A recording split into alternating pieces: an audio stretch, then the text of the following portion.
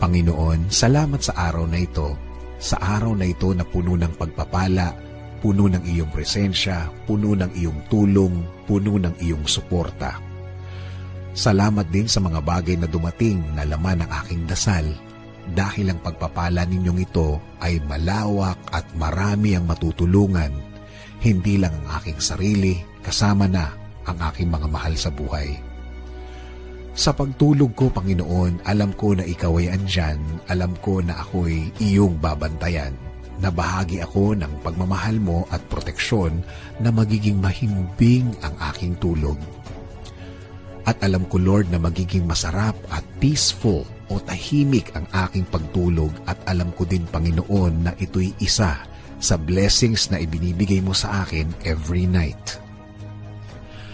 Sa aking pagtulog, Panginoon, ibinibigay ko ang lahat ng aking problema sa iyo, Lord.